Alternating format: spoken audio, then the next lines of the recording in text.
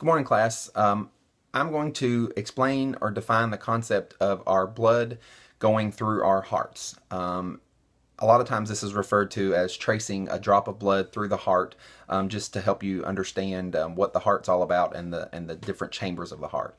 Our heart's divided into four chambers. You have the top portion of the heart, which is the right and left atrium, and you have the bottom portion of the heart, which is the right and left ventricles. Then you have on top of the heart the aorta, which carries the blood away from the heart and out to the body, and that's on the left side. And then on the right side of the heart you have the inferior, which is below, and the superior, which is above, vena cava.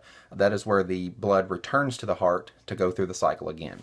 So let's look at it from the superior and inferior vena cava side, which is where the blood returns to the heart, comes into the right atrium, which is the top right portion of the heart, or the top right chamber. The blood then goes through the tricuspid valve, which is a little valve that actually opens with pressure, and then as the heart's contracting, and then it'll close as the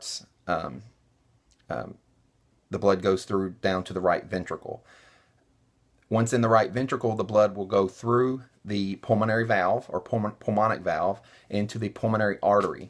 This artery is the only artery in our bodies that carries deoxygenated or unoxygenated blood. The blood goes to the lungs, gets oxygenated, comes back via the pulmonary vein, which is the only vein in our body that carries oxygenated blood. The blood enters the left ventricle, the left atrium. Enters the left atrium, where it then goes through the mitral valve into the left ventricle, which is the biggest ventricle of our heart, and it has the muscle and the power behind it to push when the heart contracts to go up through the aortic valve into the aorta, and then out to the body via the aorta. The cool thing about the heart is as the heart's resting or not pumping, that's when the heart itself gets its own blood to supply blood to itself. That's called diastole. So if you think about your blood pressure being systolic and diastolic, systolic is when the blood is actually pumping or forcing out of the heart. So that's the pressure exerted on the heart as it pumps, systolic.